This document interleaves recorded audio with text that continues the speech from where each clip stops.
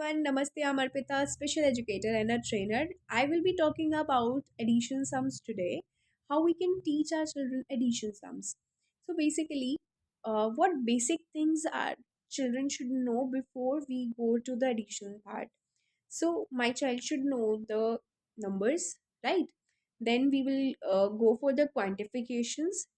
Quantification is basically if I am asking कि मुझे 5 objects उठाकर दे दो, कोई भी objects, like I am asking कि मुझे 5 पेन उठा के दे दो, तो my child should be able to do that कि वो पाँच पाँच मुझे जो भी मैंने पेन या जो भी ऑब्जेक्ट मैंने उसको बोला है कि वो मुझे उठा के दे दे.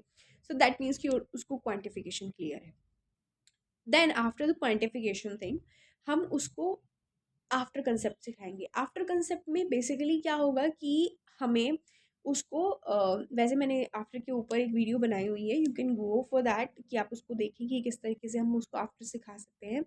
आपकी खुद की भी कुछ स्ट्रैटेजीज हो सकती हैं आफ्टर चीज़ों के लिए. तो आफ्टर कंसेप्ट सिखाने के बाद आप उसको एडिशन सम्स के लिए अब ट्राई कर सकते हैं. तो हम एडिशन सम्स किस तरीके से सिखाएं, आप सबसे पहले उसको एडिशन का कंसेप्ट डालिए कि जैसे कि आप अपने फिंगर्स को लेकर फिंगर्स पे आप अपनी कुछ इस तरीके की इंट्रोस्टिक स्माइलीज स्टार्स और समथिंग यू कैन मेक जो बच्चों को बहुत अट्रैक्टिव लगता है और बहुत अच्छा लगता है. So you can just make stars over your fingers like this,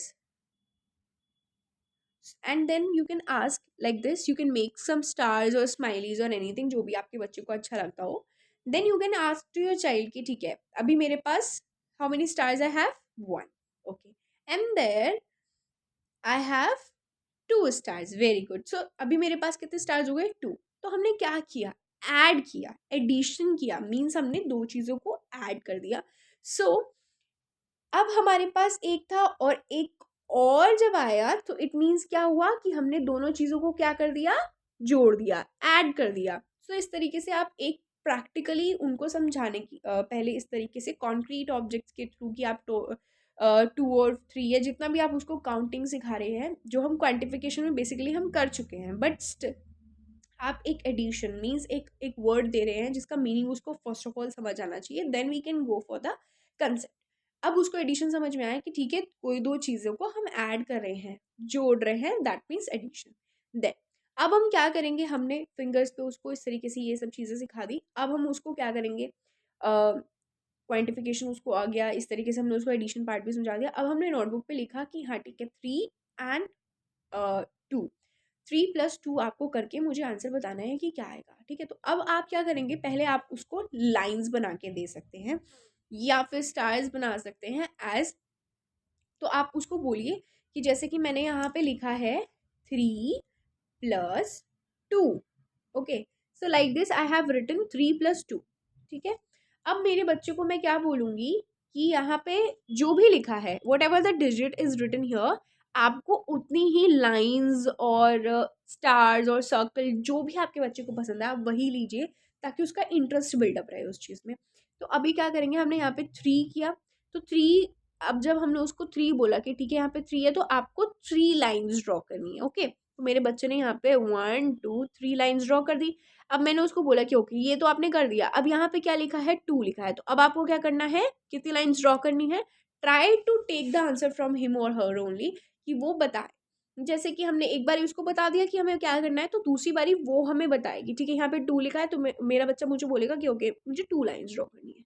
okay, आपने ये कर दिया. अब आप एक बारी सर्कल बना दीजिए इस तरीके से कि आपको टोटल बताना है. सो बेसिकली यहाँ पे एक वर्ड आपको देना है टोटल, जो आपका एक हिंट होगा या एक प्रॉम्प्ट होगा जब आप उसको ऐड करने के लिए बोल रहे हैं यहाँ पे. तो हमने अब उसको क्या बोला कि आपको टोटल बताना है. So I have something and I have something and now when we are going to add them, तो आपको उसका टोटल मुझे बताना है.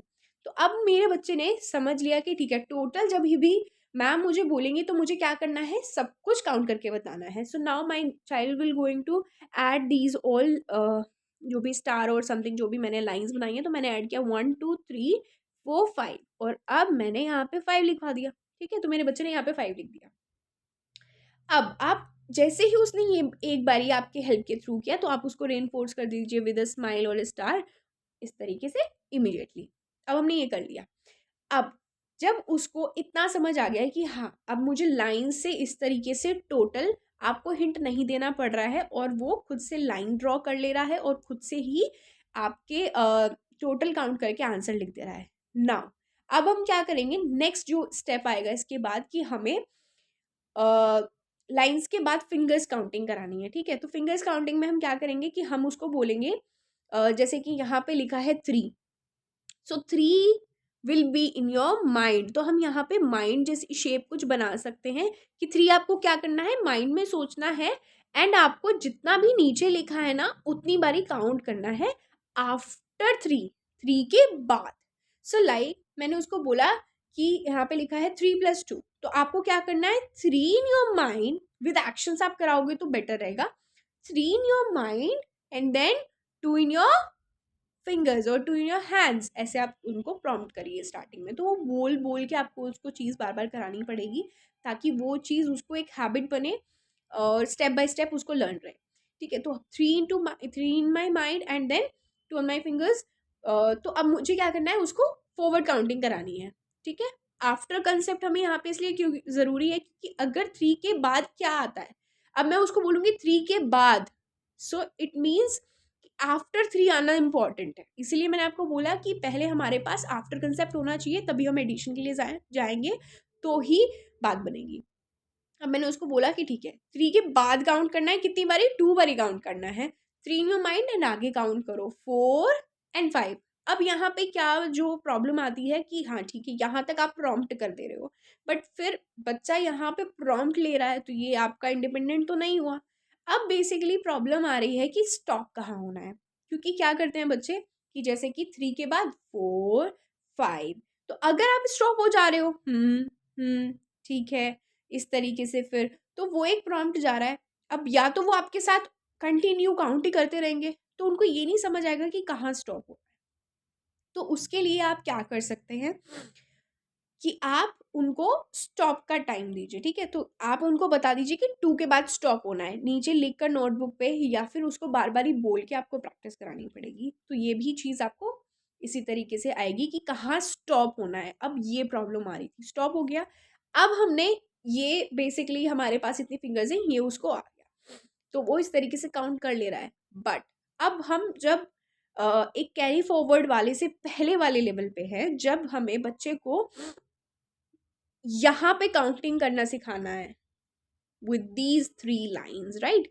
तो अब ये कैसे सिखाएं हम अपने बच्चे को, तो अब आप क्या करें, यहाँ पे लिखे नंबर्स, क्योंकि पहले आपको नंबर्स लर्न कराने पड़ेंगे। अब हमें तो पता है कि यहाँ पे 1 है 2 है 3 है 4 है 5 6 7, अब हमें इतना भी पता है कि यहाँ तक हमारा 12 आएगा, देन हमें इस वाले हैंड पे जाना पड़ेगा। बट अभी इनिशियल स्टेज पे हमें बच्चे को बताना पड़ेगा। तो हम क्या करेंगे कि यहाँ पे या तो स्टार्स बना लीजिए, बेटर है कि यहाँ पे आप नंबर्स लिखें, क्योंकि वो थोड़ा अगर स्टार या समथिंग आप करते हैं तो उसमें थोड़ा कॉम्प्लिकेशन हो सकता है। तो यहाँ पे आप, अब हमें नंबर्स ही याद कराने हैं ना, तो नंबर्स लिख लीजिए कि यहाँ पे हमने 1 लिखा, 2 लिखा, 3 लिखा, 4 लिखा, 5 6 7 8 9 10 11 12। ठीक है, इस तरीके से नंबर्स हमने लिख दिए। तो उसके फेवरेट स्केच से लिख सकते हैं आप ताकि उसको अच्छा लगे।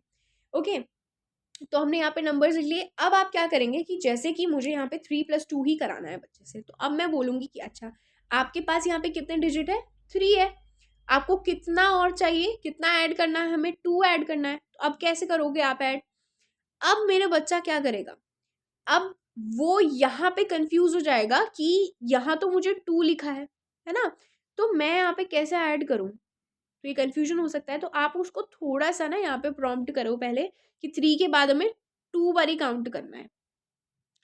तो 2 बारी कहाँ तक काउंट करेंगे, 1 और 2। अब यहाँ पे ये कन्फ्यूजन होगा कि यहाँ तो 1 2 लिखा है और आप उसको बोल रहे हो कि 3 के बाद काउंट करना है। तो ये विद इन टाइम आएगा, लेकिन बार बार प्रैक्टिस कराने से ये नंबर्स लर्न होंगे।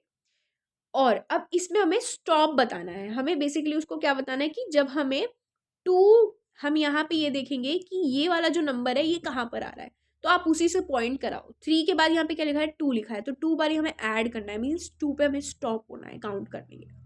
तो 3 के बाद काउंट करना है, आफ्टर 3 जाना है, लेकिन किस नंबर पे स्टॉप हो जाना है, जो यहाँ पे लिखा है उस नंबर पे हमें स्टॉप होना है। तो 3 के बाद मैंने काउंट किया 4 5, here you have to stop.